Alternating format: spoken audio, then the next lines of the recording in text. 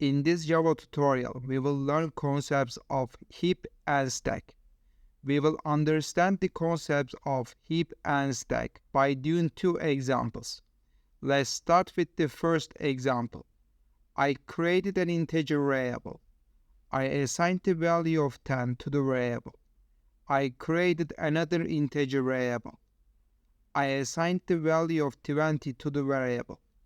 I assigned the second variable to the first.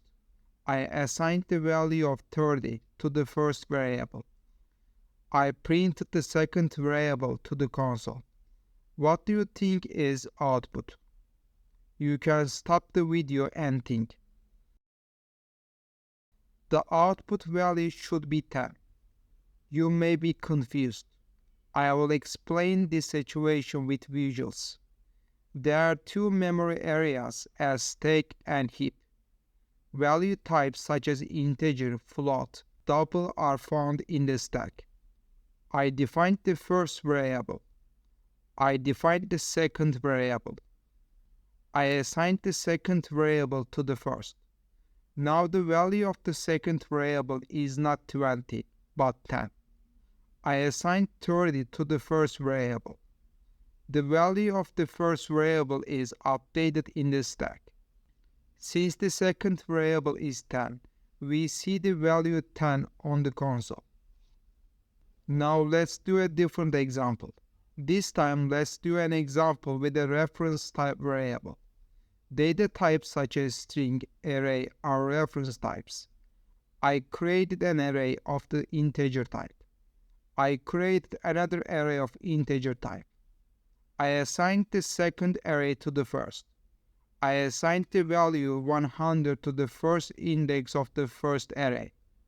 I printed the first index of the second array to the console. What is output? You can stop the video and think. Output 100. But if we compare it with other example, there is a difference. Output should not be 100. It should be 20. So how did this happen? Let's examine it step by step. The first array was first added to the stack. The members of the array were added to the heap. The same process happened for the second array.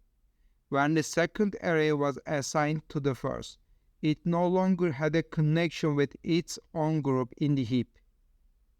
100 was assigned to the first member of the first array.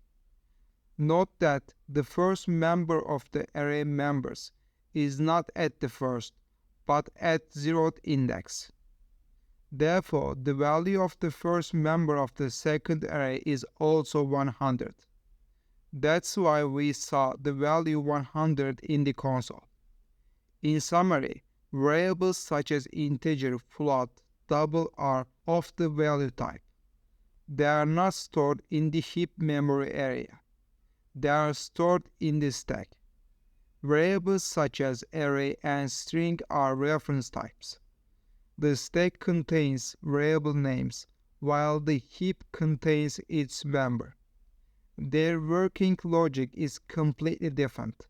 In this video, we learned how the heap and stack memory areas work according to variables. I recommend you to watch other Java tutorials.